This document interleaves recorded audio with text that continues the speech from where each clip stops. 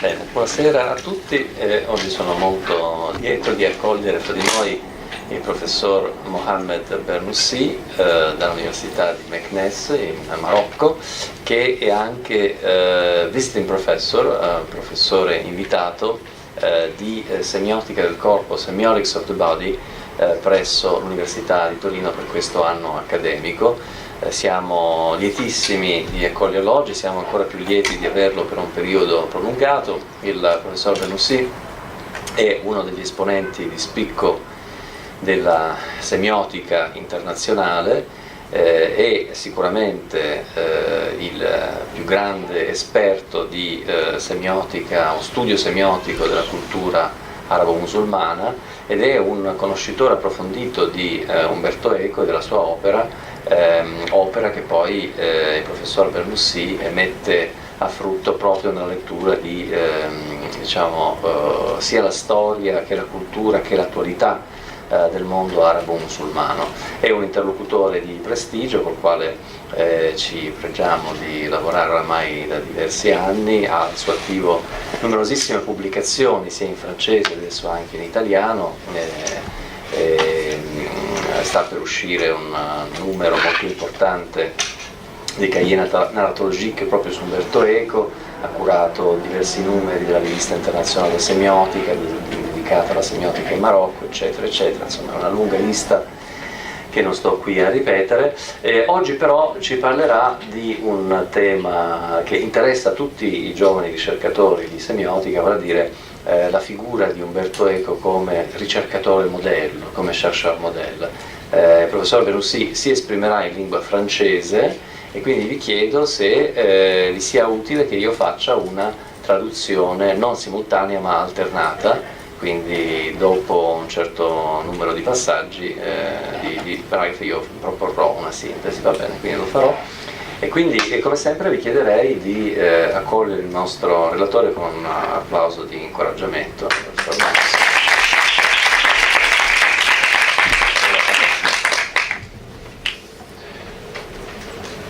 Bien, donc bonsoir à tous. Je voudrais d'abord dire que je suis très très content de me retrouver à l'université de Turin et surtout pour parler d'Umberto Eco et pour les raisons que vous savez tous, qu'il n'y a pas besoin que je dise. Je suis particulièrement content d'être accueilli par mon ami et collègue, le professeur Massimo Leone. Cet accueil, comme il l'a dit, s'inscrit dans le cadre d'un visiting professor, mais notre collaboration a commencé, je crois, il y a plusieurs années avec Massimo Leone, puis avec d'autres de ses collaborateurs. Donc, vous imaginez le plaisir que j'ai à parler à vous d'Umberto Eco à l'université de Turin. Alors, vous savez très bien que lorsqu'on essaye d'aborder un monument monstre comme Umberto Eco, il faut une stratégie de méthode. Il faut l'aborder pas en face, mais il faut peut-être l'aborder de façon biaisée. Et donc je vais essayer de vous parler d'Umberto Eco à travers 3 étapes de sa carrière de chercheur. 3 étapes. Mais avant cela, parce que le titre de cette conférence, c'est le regard du chercheur modèle, ou quel doit être le regard du chercheur modèle. Avant de vous parler d'Umberto Eco donc, et de ces 3 étapes de sa carrière comme chercheur, je vais vous parler du regard d'un autre chercheur modèle pour moi, qui est la philosophe allemande Hannah Arendt. Alors, comme vous le savez très bien, Hannah Arendt, le siècle dernier, lorsque les Américains montaient leur programme de la conquête de l'espace, et lorsque le petit homme marchait sur la Lune, et lorsque l'humanité entière s'extasiait devant cet événement, Hannah Arendt, qu'est-ce qu'elle disait? Elle disait que l'homme est tout simplement en train d'abandonner la Terre parce qu'il a trouvé une autre maison. Alors, comme vous pouvez le deviner, les catastrophes écologiques qui ont eu lieu, tout ce qu'on sait jour après jour sur toutes ces catastrophes écologiques confirme le point de vue ou le regard de Hannah Arendt, ce regard qui s'est démarqué complètement par rapport à cette humanité qui, dans les années 50 ou 60, s'extasiait devant le programme de la conquête de l'espace. Je ne sais pas si je dois continuer ou... Allora, è molto lieto di essere qui a Torino, di poter presentare questa conferenza su Umberto Eco a Torino. Umberto Eco è una figura monumentale, quindi non la si può affrontare direttamente, bisogna scegliere una prospettiva obliqua. Questa prospettiva obliqua parlerà di Umberto Eco come ricercatore modello in 3 tappe. Però prima di affrontare questo argomento il professor Bernoussi voleva sottolineare l'importanza di un'altra ricercatrice modello, vale a dire Hannah Arendt, che nel momento di massima auge dei viaggi nello spazio, della conquista della Luna, aveva una prospettiva, uno sguardo diverso rispetto alla collettività su quello che stava accadendo, sul fatto che il primo uomo fosse arrivato sulla Luna. Mentre tutti si estasiavano di questa conquista dello spazio, Hannah Arendt sosteneva che invece l'umanità stava per abbandonare, era in procinto, era tesa ad abbandonare la propria casa terrestre, e le catastrofi ecologiche di cui siamo spettatori sembrano confermare questo punto di vista contre-tendenza di Hannah Arendt. Merci. Donc, pourquoi alors un tel regard cristallise ce que doit être le regard du chercheur? Eh bien, tout simplement parce que ce regard, le regard du chercheur, doit toujours être distant. Il doit prendre de la distance par rapport à ce qui est établi. Donc, il doit être distant, mais il doit aussi se souvenir du passé. Et dans ce cas-là, recherche et mémoire sont 2 choses très très importantes pour cultiver la singularité de ce regard. Dans ce regard, on reconnaît aussi que la vérité n'est pas forcément quelque chose qui est vrai, c'est-à-dire quelque chose qui est vérifiable et qui dure. La vérité, c'est quelque chose qui est vrai pour le moment, hein, et qui doit être amené à être révisé par la suite. Alors, maintenant, je vais passer au sujet qui nous intéresse tous, à savoir la première étape de la recherche d'Umberto Eco. Donc, la première étape concerne le premier exemple où Umberto Eco, je crois que c'était dans cette université où il était étudiant au département de philosophie, décide de lancer un sujet de lauréat sur le problème du beau chez Thomas d'Aquin. Alors, bien évidemment, je crois savoir qu'à l'époque, beaucoup de professeurs l'avaient dissuadé d'entreprendre un tel projet de recherche. Pourquoi? Parce que, à l'époque, la critique littéraire ou la littérature qui était consacrée sur le Moyen-Âge, consacrait le Moyen-Âge comme une époque brutale, rustre, obscure, etc., etc. Et donc, si un étudiant choisit un mémoire sur le beau, il ne peut pas faire grand-chose. Donc, mais Umberto Eco a maintenu sa décision. Le problème, c'est qu'il s'est trouvé, si vous voulez, en face de 2 sujets. C'est-à-dire, non seulement il fallait qu'il donne la preuve que le Moyen-Âge avait parlé de la beauté, mais il fallait aussi qu'il prouve qu'une bonne partie de la littérature critique sur le Moyen-Âge s'était trompée. Donc, vous voyez que ce regard original, avoir un regard original, n'est pas quelque chose de facile à faire. Quindi sì, la citazione di Hannah Arendt tendeva a sottolineare che l'intellettuale deve sempre distaccarsi dall'opinione comune attraverso uno sforzo che sia di memoria che di conoscenza.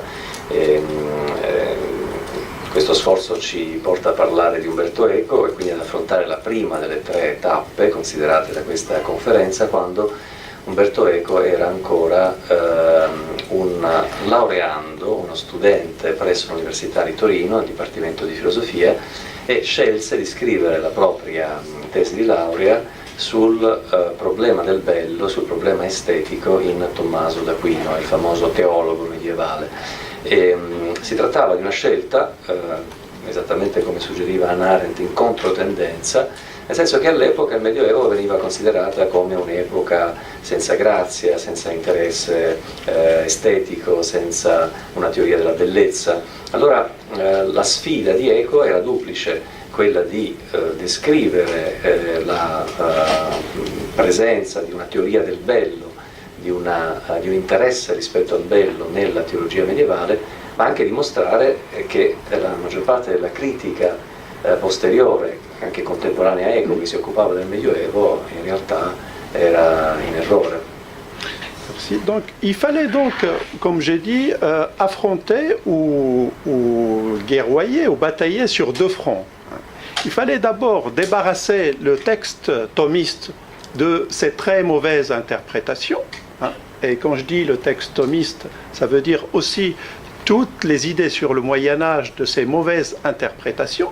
Donc affronter les exégètes de Tommaso d'Aquino, mais aussi il fallait montrer que le Moyen-Âge avait une certaine sensibilité pour la beauté, pour tout ce qui est beau, et cette sensibilité était assez développée, assez fournie pour permettre de mettre en place une certaine idée du beau ou une certaine théorie de la beauté.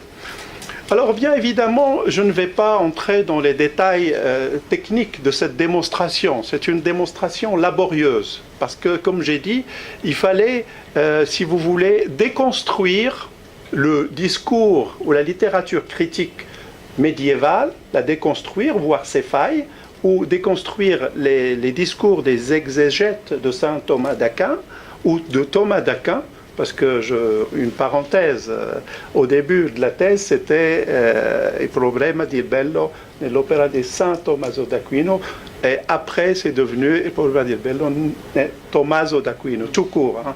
Et on a enlevé le Saint Tommaso parce que justement c'était lié à une crise spirituelle qu'Umberto Eco a connue, je crois, vers 25 ans ou quelque chose comme ça.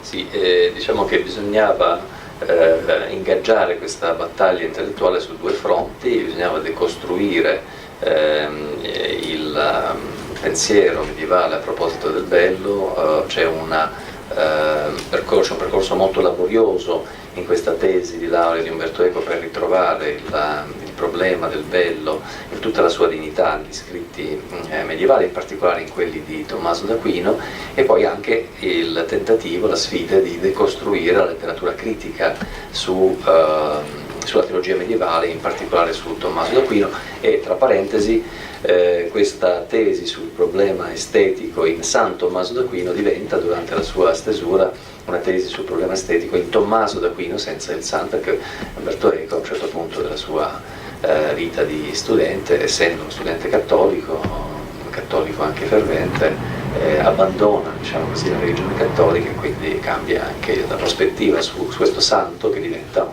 filosofo, non più un santo.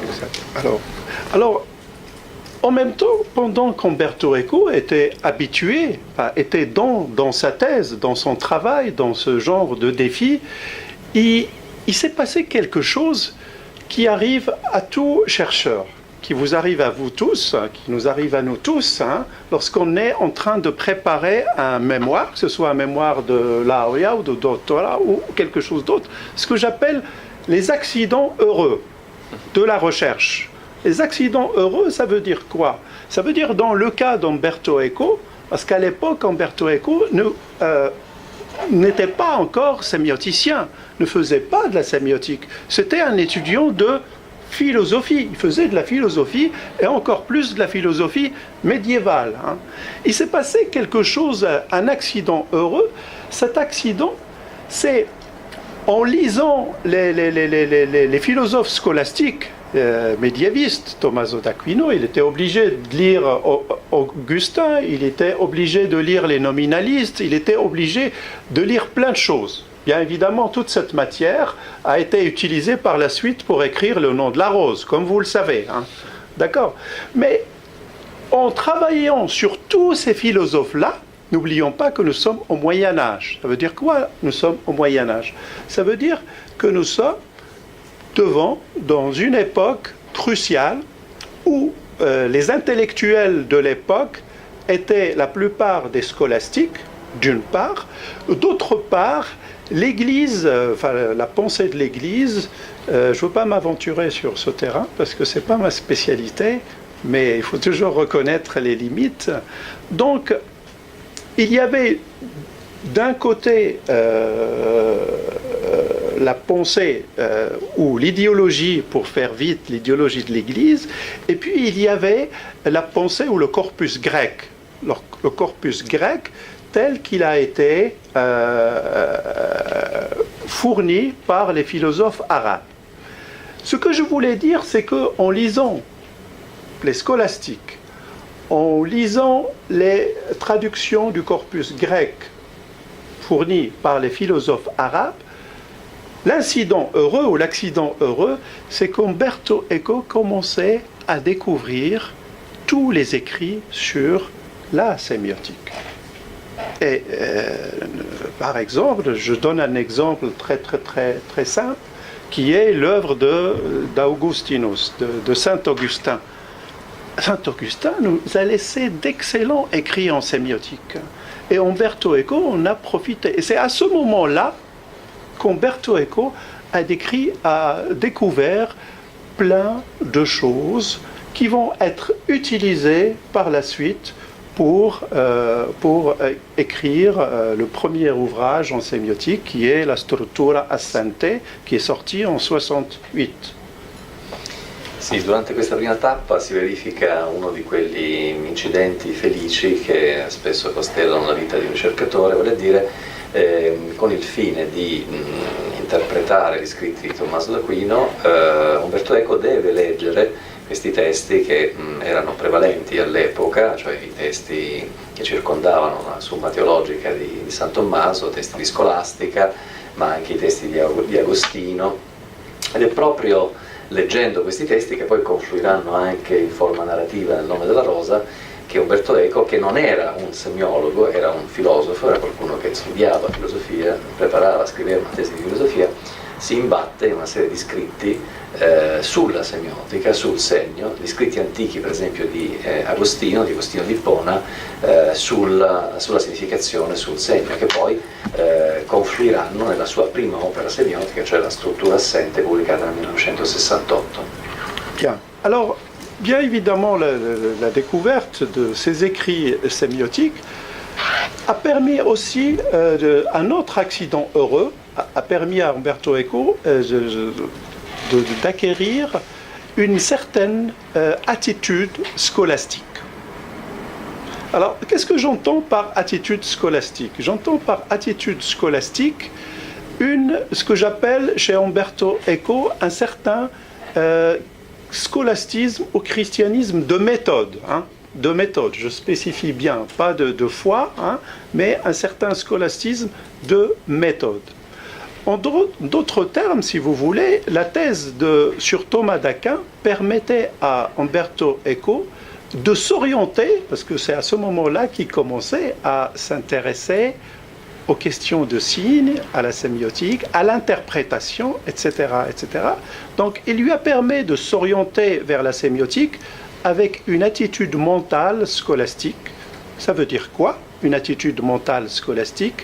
Un enthousiasme intarissable devant la création, ouvert toutes les formes de la sémiosis en termes sémiotiques, et une certaine humilité laïque, mais d'essence chrétienne, doublée par la suite d'une conscience pointue des limites de nos capacités mentales et de nos instruments d'analyse.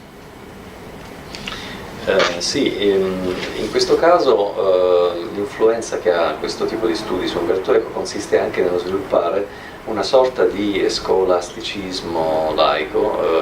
Umberto Eco studia le fonti del pensiero scolastico, le studia dal punto di vista filosofico, quindi laico, quindi non dal punto di vista religioso, fideistico, e però assorbe dallo studio di queste fonti alcune caratteristiche che poi rimarranno nel suo pensiero, cioè una passione inestinguibile per la creazione, per tutte le forme di semiosi, e anche una umiltà per quanto riguarda la capacità umana di conoscerle et conoscere in général. Alors, bien évidemment, cette humilité laïque, ce sens de la limite, nous allons le retrouver par la suite, lorsque je vais parler de la troisième étape, et Umberto Eco va l'utiliser lorsqu'il va écrire les limites de l'interprétation, cette humilité laïque. Alors, comme j'ai dit, je le répète encore, je ne peux pas vous faire la démonstration d'Umberto Eco. C'est une démonstration très très rigoureuse et sincèrement, je conseille de lire et de relire cette thèse parce qu'elle est très très intéressante pour voir comment une démonstration se met en place, comment elle s'exécute, quelles sont aussi les failles, parce que c'est intéressant de voir comment on commence et comment on se développe. Et donc je passe tout de suite aux fruits de cet accident dont j'ai parlé. Et donc, oui, c'est pas grave, je ne vais pas parler d'un autre point, mais je vais parler directement de la deuxième étape. De toute façon, j'ai prévu un texte en italien. Oh oui, tout sera développé. Mais donc, je ne peux pas parler d'un autre point. Je passe directement donc à la deuxième étape, c'est-à-dire à la fructification de ce que Umberto Eco a découvert accidentellement lorsqu'il lisait les philosophes scolastiques et les philosophes médiévaux. Et le fruit, bien évidemment, comme vous le savez, c'est la sortie en 68 de la Struttura Assente, qui est le premier écrit d'Umberto Eco et qui a été traduit en 72, 4 ans après, en français. Donc, la structure absente.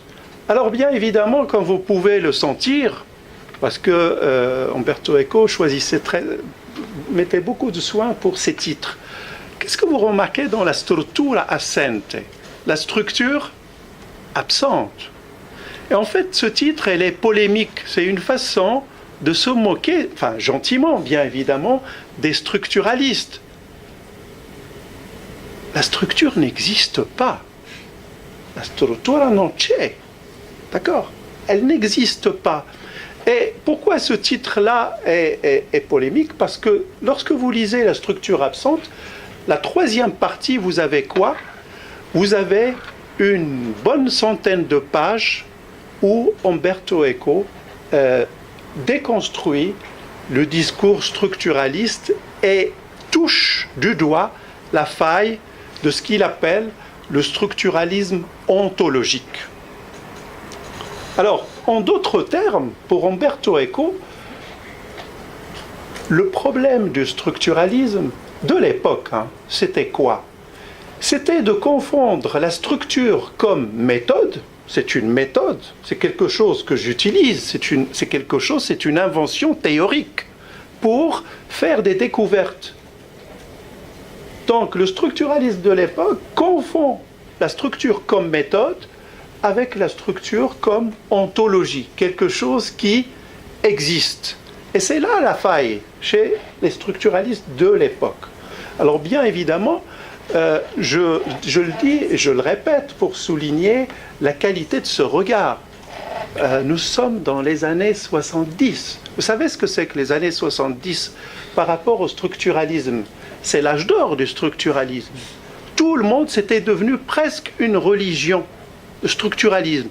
Et vous avez quelqu'un qui décide, qui dit « Ah, je crois qu'on peut critiquer ça. C'est critiquable. On peut regarder les choses d'une autre façon.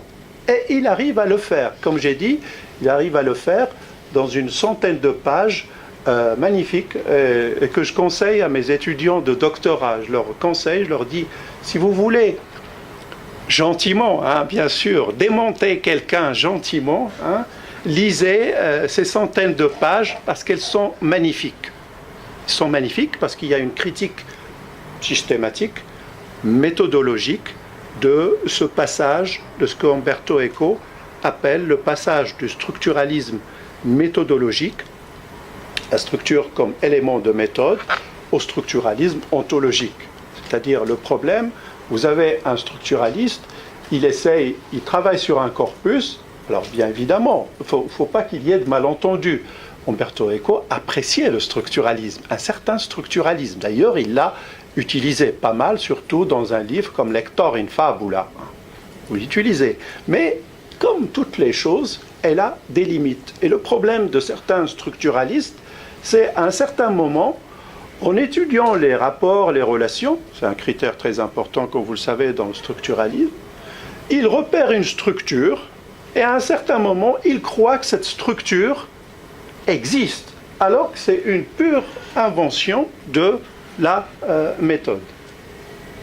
Sì, dunque, poi i frutti di questo studio sistematico della letteratura scolastica, del corpus di testi provenienti dalla filosofia cristiana e anche dalla filosofia greca attraverso la trasmissione dei filosofi arabi, si manifesterà più tardi, per esempio, quando questa umiltà laica di Umberto Eco, appresa dalla scolastica, si tradurrà nella riflessione sui limiti dell'interpretazione. Il percorso condotto in questa tesi di laurea di Umberto Eco è molto complesso, molto rigoroso, sarebbe interessante vederne tutti gli snodi, sarebbe interessante vedere anche, diciamo, i punti di frattura all'interno di questo discorso. Tuttavia non ci addentriamo in questa analisi dettagliata, ma il professor Bernoussi poi ha in mente di lasciarci un testo in italiano in cui conduce appunto un'analisi meticolosa di questo percorso. Si passa invece alla seconda tappa in questo viaggio intorno a Umberto Eco come chercheur modèle, cioè quello in cui ha luogo la pubblicazione nel 1968 della struttura assente, poi tradotto in francese nel 1972 come la structure absente, in un periodo nel quale lo strutturalismo era una sorta di religione, era il pensiero trionfante degli intellettuali europei dell'epoca. E cosa fa però Umberto Eco nella terza parte della struttura assente? Critica lo strutturalismo, non perché non sia egli stesso un sostenitore di questa corrente epistemologica, ma perché si rende conto che bisogna distinguere tra uno strutturalismo di carattere metodologico e uno strutturalismo di carattere ontologico. Il problema dello strutturalismo dell'epoca, dice Umberto Eco, è che confonde le strutture che vengono utilizzate, proiettate sul reale o sui testi per comprenderli, con delle strutture che invece si vedono reificate, si vedono trasformate in qualcosa di ontologico, in qualcosa che esiste. Ecco perché Umberto Eco dice cioè la struttura ma è assente. No? Questo titolo è già un titolo polemico che ricorda questa attitudine appunto in qualche modo ideale, secondo il professor Bernoussi, di Umberto Eco come qualcuno che di fronte ad una moda culturale molto attestata, quella dello strutturalismo, prende una posizione critica, no? In queste 100 pagine della terza parte della struttura assente dice no, lo strutturalismo deve essere criticato, dimostra appunto che bisogna seguire la strada dello strutturalismo metodologico, non quella dello strutturalismo ontologico. Merci. Donc, je termine avec ce deuxième exemple, qui est l'exemple de la structure absente. Le problème du structuralisme, c'est qu'au lieu d'étudier la singularité de l'œuvre, Umberto Eco revient sur une des failles du structuralisme, au lieu d'étudier donc la singularité de l'œuvre, il recherche des modèles constants pour pouvoir ramener l'œuvre à un schéma donné. Et donc, selon lui, je le cite, la tentative est très forte, d'autre part, de déterminer des structures homologues pour des phénomènes divers. Le discours glisse de manière incontrôlable du comme si et du si au donc. Alors, bien évidemment, Umberto Eco choisit le meilleur pour critiquer. Donc, il choisit de déconstruire la leçon inaugurale de Claude Lévi-Strauss au Collège de France. Et donc, il nous décrit cette faille, le moment où il y a l'erreur, où le structuraliste commet l'erreur.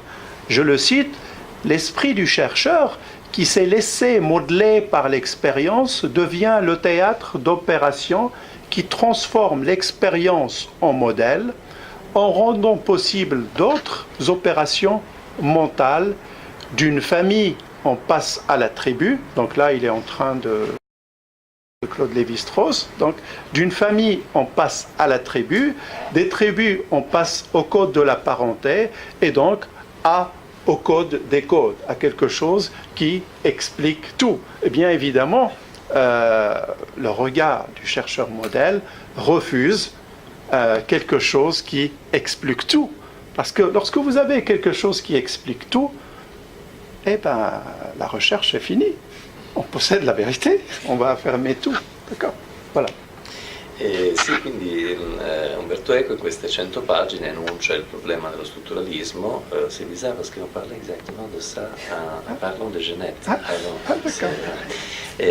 Cioè che invece di studiare la singolarità di un'opera cerca dei modelli costanti per poter ricondurre l'opera a uno schema predeterminato. Quindi la citazione da Eco 1968, produzione francese che io adesso riporto a un italiano sperando che sia come quello di Eco, il tentativo è dunque, la tentazione è dunque è molto forte d'altra parte di determinare delle strutture omologhe per dei fenomeni diversi. Il discorso scivola in maniera incontrollabile dal come se e dal se al dunque, fine della citazione. Esempio di questo scivolamento, la lezione inaugurale di Lévi-Strauss al Collegio di Francia permette di seguire una sorta di deduzione dallo strutturalismo ontologico a partire dai principi dello strutturalismo metodologico. In effetti le cose si sviluppano proprio in questa maniera, secondo Eco, nuova citazione, lo spirito del ricercatore che si è lasciato modellare dall'esperienza diventa il teatro delle operazioni che trasformano l'esperienza in modello, rendendo possibili altre operazioni mentali. Da una famiglia si passa alla tribù, alle altre tribù, al codice della parentela e poi a tutti i codici. Quindi diceva il professor Bernoussi, quando si arriva a questo codice dei codici, alla fine la ricerca in qualche modo si interrompe, perché si sogna di una specie di grimaldello per aprire tutte le porte e conoscere tutto. Okay. Bien. Donc, alors là, on va passer au troisième exemple, donc, qui est l'exemple des limites de l'interprétation. Alors, comme vous le savez, dans les années 90, sort le livre Il limiti dell'interpretazione, qui est traduit quelques années après, je crois, dans le monde entier, et qui a fait un scandale. Alors, bien évidemment, la thèse des limites de l'interprétation, c'est quoi? C'est une thèse qui est très simple. Et encore une fois, je souligne le regard du chercheur modèle, que ce soit dans la thèse sur saint Thomas d'Aquin, que ce soit sur le structuralisme, que ce soit ici, c'est un regard qui part d'une idée très simple, du bon sens ou du sens commun. Comme par exemple dans le Moyen-Âge. Le Moyen-Âge, la littérature consacrée du Moyen-Âge affirmait que c'est une époque rustre, obscure et tout ça. Ben ça, le bon sens refuse ça. Une époque entière ne peut pas être rustre, etc., etc. La même chose pour la thèse des limites de l'interprétation. C'est une thèse qui est très simple. Un texte ne peut pas accepter toutes les interprétations possibles et imaginables. Ce n'est pas possible. Mais le problème, c'est que, parce qu'il ne faut pas qu'il y ait de malentendus, il ne faut pas que j'ai l'air de montrer en Umberto Eco du sens commun. Les choses ne sont pas si simples que ça. Bien sûr, il faut partir de remarques qui partent du bon sens. Mais après, il faut démontrer les choses d'un point de vue hautement technique. C'est ça le défi. meilleur connaisseur d'Umberto Eco. Il se remonte les cours, les 303. Très bien. In effetti, passando alla terza tappa, che è quella della pubblicazione dei limiti dell'interpretazione, no? Questo libro che fa scalpore nel 1990, che viene poi tradotto in tante lingue, si vede che il movimento intellettuale che caratterizza Umberto Eco è sempre lo stesso, cioè quello di mostrare che rispetto a delle posizioni attestate nel discorso intellettuale corrente, contemporaneo, c'è un punto di vista del senso comune che è molto più plausibile, no? Rispetto per esempio a coloro che criticavano il pensiero del Medioevo e lo tacciavano di essere un'epoca scevra di ogni interesse estetico.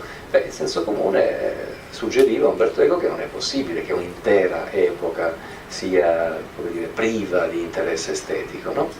La stessa cosa quando pubblica i limiti dell'interpretazione, il senso comune suggerisce a Umberto Eco il fatto che non è possibile che un testo si presti a qualsiasi interpretazione. Però il professor Berlussi ci dice anche che il movimento intellettuale di Eco non è però così semplice, perché non consiste semplicemente nel riaffermare il senso comune, consiste nel rivedere la posizione del senso comune rispetto a delle esagerazioni iperboliche, no, del discorso intellettuale, e però dopo di dimostrare la posizione del senso comune con delle argomentazioni di percorsi intellettuali molto raffinati. Merci. Donc, alors, bien évidemment, avoir un regard singulier, c'est quelque chose qui n'est pas facile, qui n'est pas à la portée de tous. Alors, j'ai dit au début, en présentant les limites de l'interprétation, que la réaction de la critique était très très vive, était presque parfois violente. Alors pourquoi ? Parce qu'à cette époque, je crois à partir des années 80, 90, 2000, régnait, et le mot régner n'est pas exagéré, un autre mode de pensée qui est la déconstruction de Jacques Derrida. Et la déconstruction et toutes les pensées pensiero debole, toutes les formes de la pensée faible. Donc, eh bien évidemment, Umberto Eco se retrouve de nouveau devant un double front. Non seulement il faut qu'il démontre d'un point de vue sémiotique qu'un texte ne peut pas admettre toutes les interprétations possibles et imaginables, il va le faire. Il va le faire comment ? En démontrant qu'un texte a des limites. Ça veut dire quoi ? La langue a des limites. La métaphore a des limites. La présupposition a des limites. Bref, tous les éléments qui constituent le texte verbal, par exemple, ont des limites. Alors, bien évidemment, après, il faut qu'il y ait une autre démonstration très, très laborieuse, très technique, et que je ne peux pas faire ici. Elle concerne la discussion de deux concepts. Parce que lorsque moi je viens pour vous dire qu'un texte a des limites, il faut que je parle aussi du vrai et du faux.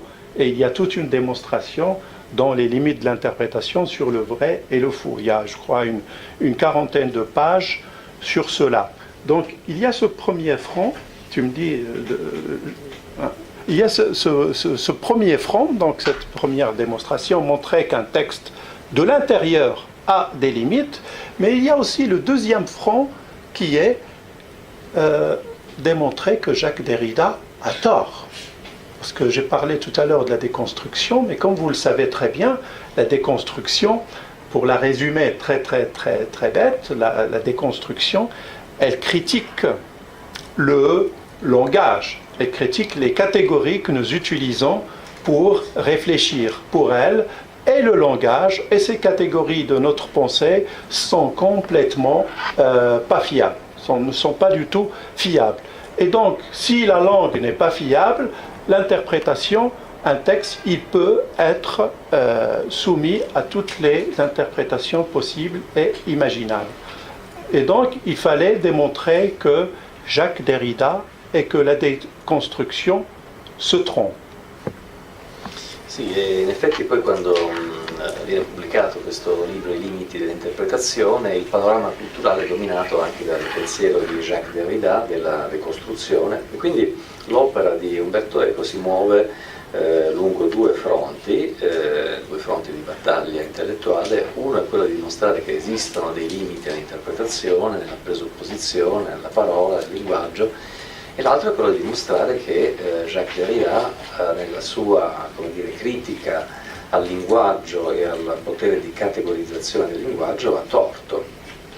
Alors, comme je dis, vous savez qui est Jacques Derrida. C'est un des grands philosophes du XXe siècle. Et critiquer Jacques Derrida, chercher la faille dans la pensée de Jacques Derrida, c'était le défi d'Umberto Eco.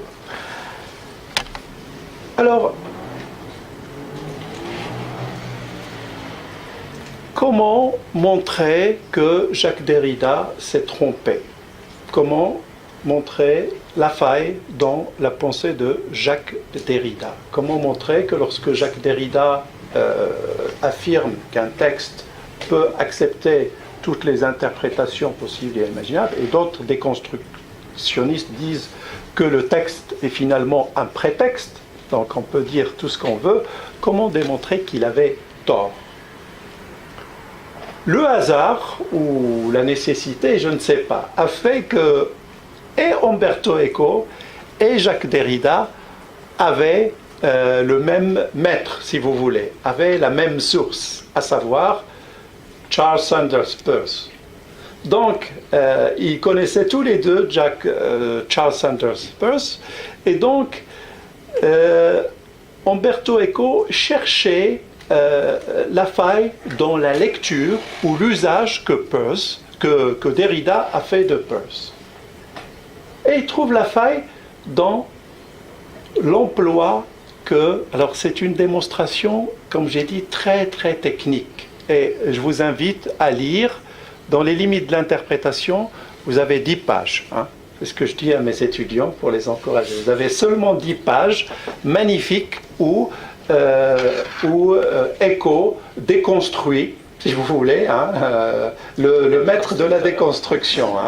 Et c'est vraiment très intéressant, ces 10 pages. Alors pourquoi c'est intéressant? Parce que Umberto Eco démontre que Jacques Derrida s'est trompé dans l'interprétation de la sémiosis illimitée de Peirce. Vous savez, la sémiosis illimitée, pour faire vite, c'est ce concept qui permet de dire qu'un signe renvoie à un autre signe, renvoie à un autre signe, etc. Et ce, à l'infini. Et donc, puisqu'il y a cette série, ça c'est la mauvaise interprétation, puisqu'il y a cette série infinie de renvois, un texte peut accepter toutes les interprétations possibles. Oui, je crois que c'est mieux. Le problème, c'est que, alors je ne sais pas, je ne peux pas vous répondre, je suis en train de chercher pourquoi, parce que c'est ça aussi la recherche, je ne peux pas vous dire pourquoi Derrida a soit ignoré, soit ne savait pas que Peirce a parlé de limites. Et Peirce, dans un de ses écrits, il dit, je cite, « Il y a une conclusion à la sémiosis, la réalité, ou la communauté interprétative. » Et cette communauté interprétative, c'est elle qui permet de dire si cette interprétation est mauvaise ou pas. Donc, une fois, ça aussi c'est ça la recherche, une fois que Eco a réussi à montrer que Derrida a fait une mauvaise interprétation de la sémiosis infinie, donc il peut tranquillement démontrer et défendre sa thèse des limites de l'interprétation. Sì, Jacques Derrida è il grande protagonista del dibattito filosofico degli anni 90, degli 80, degli 90, e quindi l'intenzione di Umberto Eco è quella di decostruire la decostruzione, di trovare una sorta di errore nel ragionamento di Derrida che permette appunto di decostruirne l'interpretazione del linguaggio, l'interpretazione del testo come non dotato di limiti che diciamo, regolino o limitano l'interpretazione. E la casualità fa sì che questo errore, questa frattura, questa imprecisione venga trovata da eco proprio nella lettura che Derrida dà di Peirce, di Charles Sanders Peirce, cioè sia Umberto Eco che Jacques Derrida hanno lo stesso filosofo di riferimento, Charles Sanders Peirce, ma lo leggono in maniera diversa e ci sono delle pagine, 20 pagine molto serrate nei limiti dell'interpretazione in cui Umberto Eco decostruisce la lettura che Derrida propone di Charles Sanders Peirce, perché Derrida o non conosce o ignora volutamente o trascura volutamente il fatto che Peirce, quando parla di semiosi illimitata, che è esattamente il concetto su cui Derrida costruisce il suo pensiero della decostruzione, cioè di una mancanza di limiti nell'interpretazione del testo, quando parla di semiosi illimitata invece Peirce dice a un certo punto che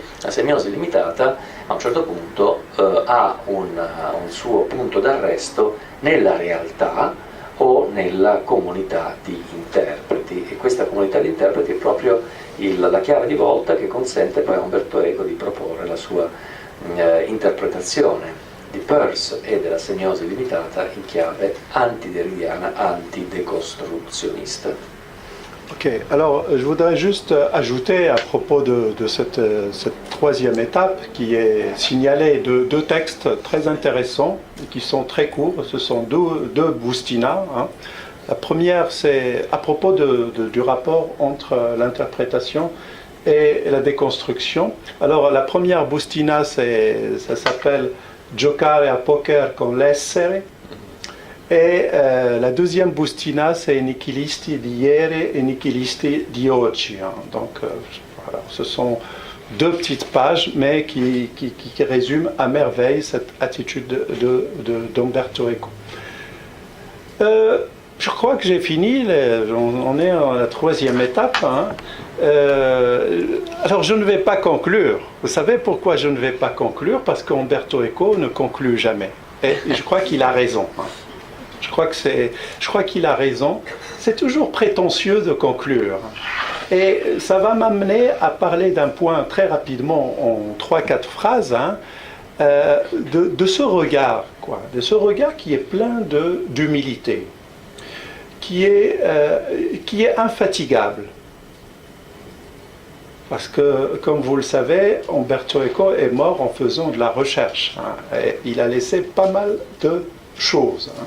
Donc c'est un regard qui est infatigable, c'est un regard qui n'est jamais content de lui. Donc une seconde qualité du chercheur modèle, il ne faut jamais être content de soi. Il faut être content de soi, mais de façon accélérée, hein, voire une journée ou deux, et après il faut passer à la suite, et je vous remercie. Merci.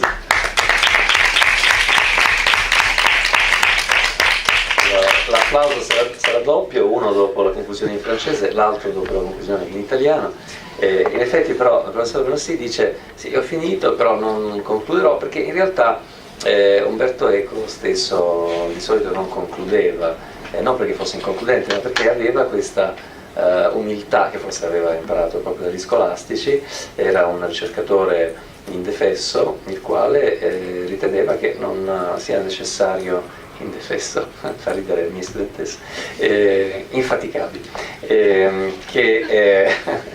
che non deve essere mai contento di sé, diceva scherzosamente il professor Benussi, si può essere contenti di sé in quanto ricercatori di 1 o 2 giorni, ma di una, come dire, soddisfazione rapida che poi deve passare di nuovo alla fase dell'umiltà e dunque del lavoro. Noi siamo molto contenti che il professor Benussi sia qui non soltanto 1 o 2 giorni, ma ben più di un mese, quindi ci aiuti a scoprire tante cose su Eco e la semiotica. Lo ringrazio molto, grazie.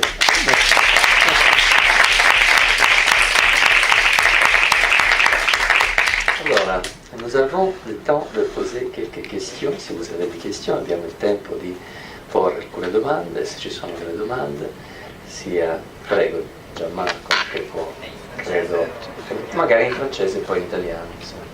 Je vous remercie beaucoup. Peut-être tu peux venir ici pour amplifier ta voix. Alors, je vous remercie beaucoup.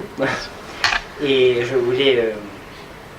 j'étais en train de réfléchir sur quelque chose qui justement parlait de l'humilité d'Umberto Eco. Puisque, en fait, c'est vrai que les limites de l'interprétation naissent justement comme avant la struttura assente et quand le structuralisme est l'âge d'or, et puis quand la déconstruction est l'âge d'or, il y a la struttura assente. Mais c'est vrai aussi que Umberto Eco a toujours travaillé en critiquant soi-même. C'est-à-dire que les limites de l'interprétation, ça n'est surtout aussi en relation avec Opera Aperta et Lectore in Fabula. C'est-à-dire que c'est Umberto Eco même qui avait d'abord ouvert le texte à une pluralité, bien qu'il avait déjà mis des limites, déjà dans Lectore in Fabula. Et ensuite, c'est comme si en fait il critiquait lui-même. C'est à toutes les fois, non seulement il est capable d'anticiper les années à venir, mais il anticipe même ses propres erreurs pour après se critiquer, se déconstruire. Et ça, c'est vrai jusqu'au présent, puisque la dernière, on va dire, grande œuvre, c'est Canto all'ornitorinco, qui précède le cognitivisme. Et je pensais qu'aujourd'hui, si Umberto Eco était encore vivant, probablement il aurait déconstruit le cognitivisme que lui-même il avait. Je voulais juste dire ça. Forse una sintesi, vuoi tradurre in italiano? Sì, O sì. vorrei una sintesi? O se vuoi ti traduco io. Traducimi tu, questo è il tuo ruolo. Sì. No, diceva giustamente Gianmarco che il movimento intellettuale di Umberto Eco consiste non soltanto nell'assumere una posizione critica rispetto a una tendenza, diciamo, intellettuale a lui contemporanea, ma di criticare anche se stesso, cioè la struttura assente è in effetti una risposta non soltanto rispetto allo strutturalismo ontologico imperante, ma anche in qualche modo al pensiero precedente di Eco. Eco apre l'opera con Opera Aperta, poi la richiude con i limiti dell'interpretazione, apre al cognitivismo con Canto e l'ornitorinco. Diceva Gianmarco, se fosse stato ancora in vita e avesse prodotto un'altra grande opera intellettuale, probabilmente avrebbe criticato Kant e l'ornitorinco e quindi anche il suo stesso cognitivismo in un'opera successiva, no? Quindi c'è un lavoro sulla cultura, sul pensiero, come dire, sulle epistemologie dominanti, ma c'è anche un lavoro di continua critica di se stesso. Tradotto bene. C'est vrai que c'est très juste, enfin Tarmac, c'est très très juste parce que depuis la thèse sur le beau jusqu'au dernier livre, à chaque fois, vous avez le livre qui vient critiquer et amender le livre d'avant. Je donne un exemple qui est très simple. Je parlais de la structure absente. Lorsqu'Umberto Eco a écrit, par exemple, Trattato di Semiotica Generale, il a nié, il a jeté à la poubelle, je crois, 60% de ce qu'il avait écrit dans la structure absente. Et lorsqu'il a écrit après, comme vous le dites, et après, chaque fois, c'est pour ça que j'ai dit, il faut pas être content de soi, ou alors une journée ou deux, parce qu'après, il y a toujours des choses à... Et moi-même, j'ai eu un problème, parce que quand j'ai écrit mon livre qui est sorti sur Umberto Eco, quand j'étais en train de le rédiger, j'avais du mal parce que je voulais écrire des chapitres qui faisaient la synthèse. C'était impossible de faire une synthèse. Il fallait que je parle de ce livre, et puis que je parle du livre qui suit, qui a critiqué celui-là, etc., etc. Et je me souviens d'une discussion avec l'éditeur, et il me dit, le livre est bien, mais il est scolaire. Je lui dis, il est scolaire, mais c'est pas de ma faute. C'est à cause de l'œuvre. C'est une œuvre qui est scolaire au sens noble du terme, au sens scolastique du terme. Il y a toujours cette humilité. Et cette humilité qui dit, voilà, j'ai sorti un nouveau livre, il faut peut-être que je regarde le dernier. Qu'est-ce que j'ai dit comme bêtise dans le dernier? Il ne faut pas avoir peur ni honte d'avoir dit des bêtises. La honte, c'est quoi? C'est de taire les bêtises et de passer comme si de rien n'était. Donc votre remarque, c'est vraiment, elle est très très juste. Sì, il professor Bernussi è d'accordo con il commento che ha che è stato appena posto, Gianmarco Giuliana, perché effettivamente in Umberto Eco c'è questo ritorno continuo sulle opere precedenti, un esempio fra tutti nel pubblicare il Trattato di Semiotica Generale del 1975, una buona parte di ciò che costituiva il pensiero di Umberto Eco nel 68 nella struttura assente viene eliminato, e quindi diceva il professor Bernussi, nello scrivere questo libro che è appena stato pubblicato dall'editore Mimesis su Umberto Eco, che vi consiglio di leggere, è stato molto difficile produrre una sintesi, no, del pensiero di Eco, perché è un pensiero che ritorna costantemente su se stesso. L'editore della casa editrice diceva, in qualche modo criticava questo libro dicendo che era un po' scolastico, ma insomma secondo Bernussi era scolastico perché Eco stesso era scolastico, non nel senso di qualcosa che appartiene alla scuola, ma qualcosa che ricorda la scolastica, cioè questa umiltà intellettuale che ritorna sui propri passi e che non ha paura anche di sottolineare i propri errori, no? Diceva giustamente il professor Bernussi, per un ricercatore la cosa importante non è quello di sottolineare i propri errori passati, ma piuttosto quello di occultarli, di nasconderli. Ci sono delle altre domande? Est-ce qu'il y a d'autres questions? Mattia, anche un altro bilingue, oggi siamo fortunati. Alors, je vous remercie aussi pour votre intervention. Vous avez indiqué plusieurs caractéristiques de Umberto Eco qui font de lui un chercheur modèle. Il y en a une que vous n'avez pas mentionnée, et c'est l'humour. Alors, disons, Eco est aussi très marrant à lire. Il est souvent drôle, il fait, même dans les pages les plus sérieuses, il fait des exemples qui sont souvent un peu ludiques. Alors, il aime bien jouer avec les choses qu'il dit, qu'il écrit. Est-ce que vous pensez que cette caractéristique aussi fait de lui un chercheur modèle? Est-ce que c'est une partie de son abilité de se remettre en jeu, quoi? Merci. Merci.